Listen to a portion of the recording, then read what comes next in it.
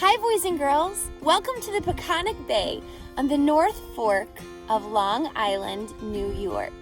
I'm here on vacation with my family, but I brought a really great book to read to you today, and I think you're gonna love it.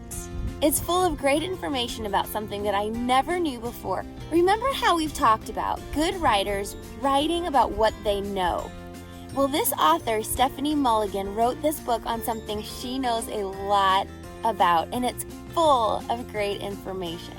It's called How to Catch a Keeper, and it's by Stephanie Mulligan, and the pictures are by Connie Rand.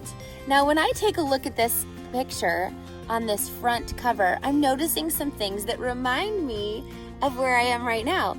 I see a lighthouse and a rocky cliff and a boat in the water, but I still don't know what it means to catch a keeper. Do you? Let's read and find out. Look, she even wrote me a note on the inside. It says, "To the reading teacher, enjoy, Stephanie Mulligan." That is so fun. How to catch a keeper. Ooh, I think we have some clues. This is in the shape of the state of Maine.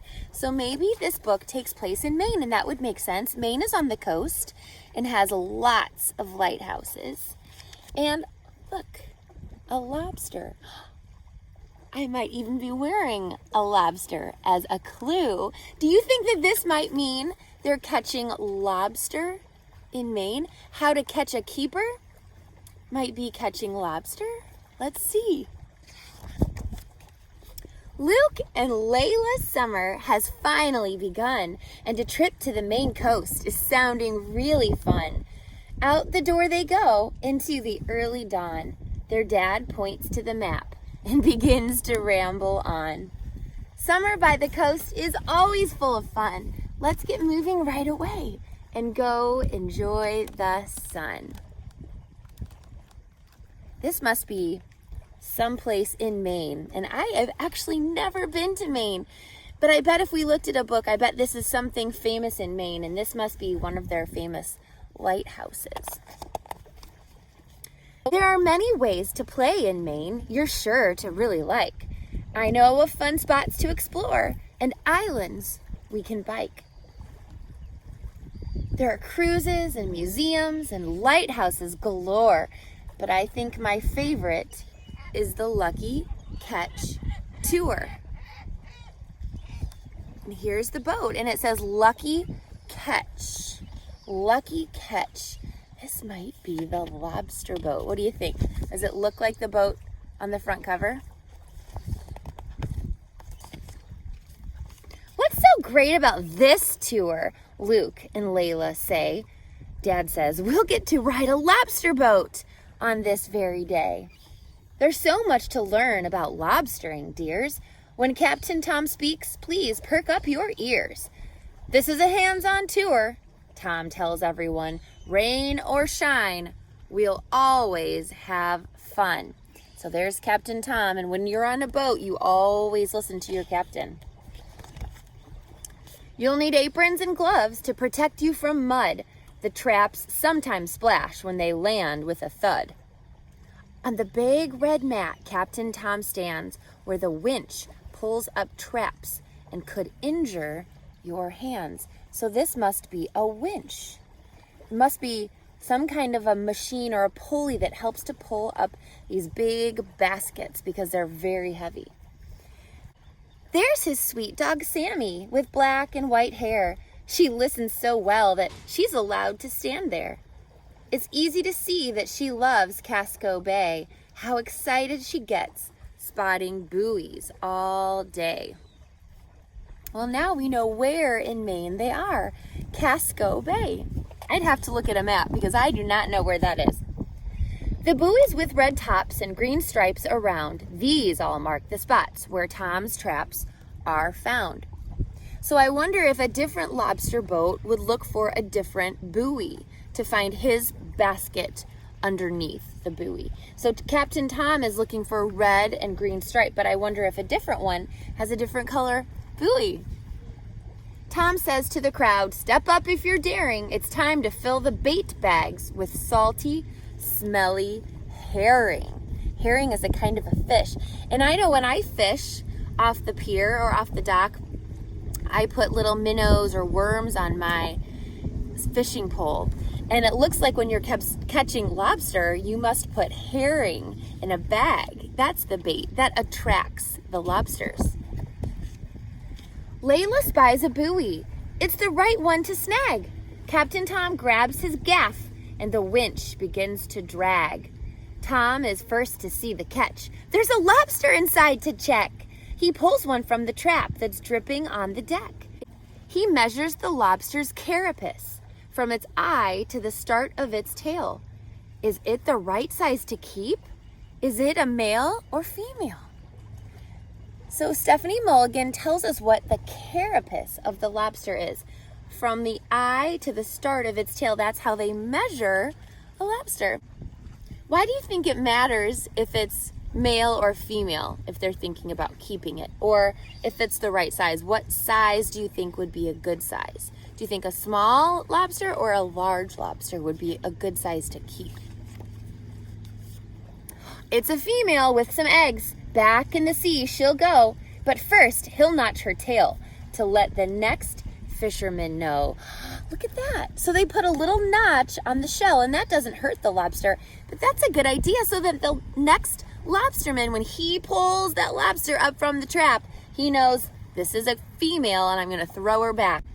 Look at all those eggs that this mama lobster's got in her belly. It's important that they leave the females in the water, isn't it? So that they can lay all these eggs. There's other sea life in the trap. Sea stars, crabs, and kelp. Someone has to send them back. Luke and Layla help. The empty trap now needs new bait. The old goes off the side. Hungry seagulls fly above and somehow don't collide. Can you think of why the seagulls are hovering above their boat?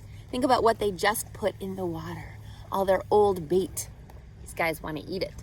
The children help to push the trap back into the sea. Hands flat against the trap, Tom says, until I count to 3.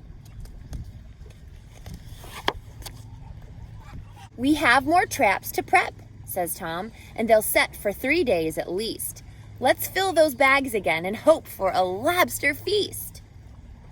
Now Tom steers the lucky catch over by Seal Rock, where seals rest with cormorants amongst a seagull flock. I have never seen a cormorant. But I know that's a cormorant because I know that this is a seal and this is a seagull.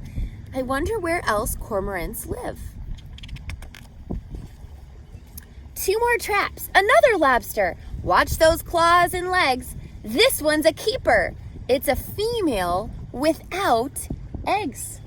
The pincher and crusher claws will certainly need bands. The kids can use the banding tool even with small hands. Look, it's like a little rubber band, I bet, to keep those pinchers closed because they're very, very sharp. Here's Luke with the keeper. It's a good-sized one. He poses for a photo and says, "This was really fun." Tom drives the boat back in. A crew member gathers the gear. The kids run up the ramp and say, "Let's come back next year." So they had fun. And look at the back. Stephanie Mulligan has put lots of lobster terms, vocabulary that she used in this book back here so that we can understand it a little better. Something that we read about, the carapace, the upper section of a lobster's shell that covers its body. This part of the lobster must be measured to see if it's the legal size to keep. So that's why they measured the carapace. That's the legal way of showing if you can keep a lobster. They don't want to keep a lobster that's too small, right? They want it to grow up a little more. Another vocabulary word that was new to me was winch. It's a device that lobstermen use to pull up their lobster traps. And that's just what we had thought, isn't it? They use it as a pulley to pull up their lobster traps.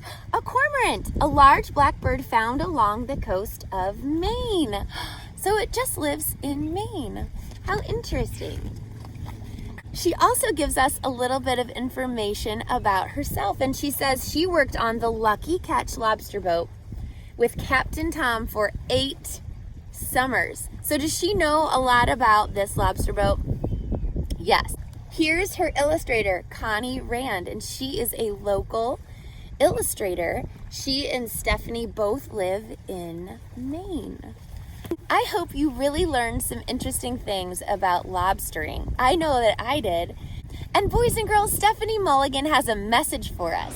Hi readers, I'm Steph Mulligan, and I just wanted to say I'm so excited for you to learn all about how to catch a keeper. And I'm also very excited that the reading teacher has agreed to read my book to you. I hope you enjoy it, and I'm sure you'll learn a lot. And I also wanted to tell you about my activity book. This is How to Catch a Keeper activity book. You can label the anatomy of a Maine lobster. There's a journaling page with a graphic organizer. There's a word search and coloring fun. And there's a lobster lingo matching game. And don't forget the answer key. I hope you enjoy. Thank you. Wasn't that cool? Boys and girls, I hope that reading this book made you wonder a lot of things.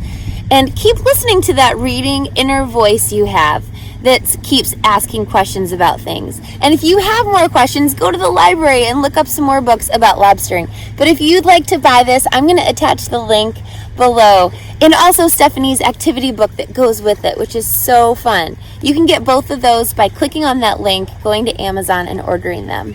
I hope you have a great rest of your day. I'm going back to enjoy the beach. See ya.